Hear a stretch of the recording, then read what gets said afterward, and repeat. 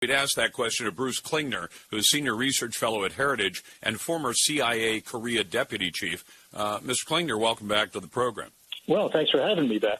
So did we make, all of the things, did we make any progress in at least getting some talks between Donald Trump and the leader of North Korea, or do we say, no, it really didn't move the marker at all? Yes, we had the meetings, or the meetings happened, but it didn't really change much at all. I'm going to come down on the more pessimist side.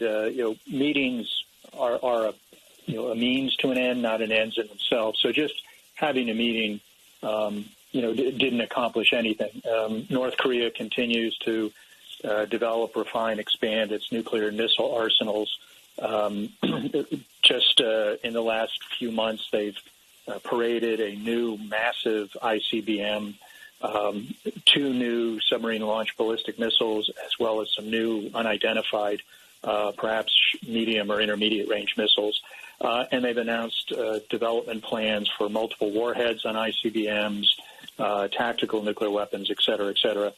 In 2019, they did a record number of missile launches ever in a year, and each one of them is a violation of UN resolutions. Sort of the list goes on, and it came at a cost. We canceled military exercises. We downplayed enforcing U.S. law and downplayed North Korean human rights violations.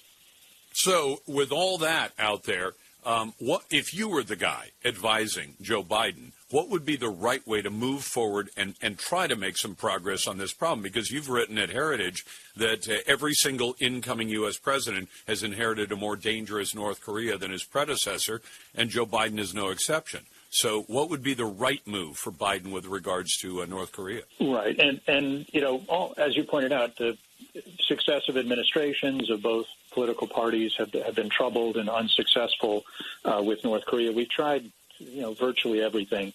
So what I've always advocated is kind of against what often is the false paradigm of debate in Washington of sanctions or engagement.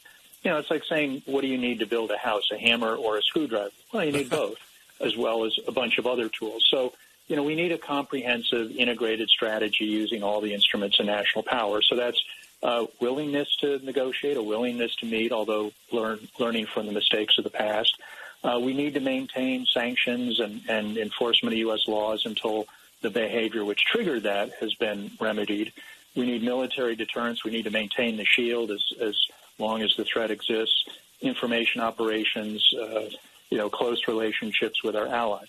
There's no guarantee of something that's going to be a magic Rubik's Cube combination answer to achieving denuclearization. We're going to continue to be in for a long haul as we already have. But if nothing else, we just need to make sure we don't make mistakes along the way.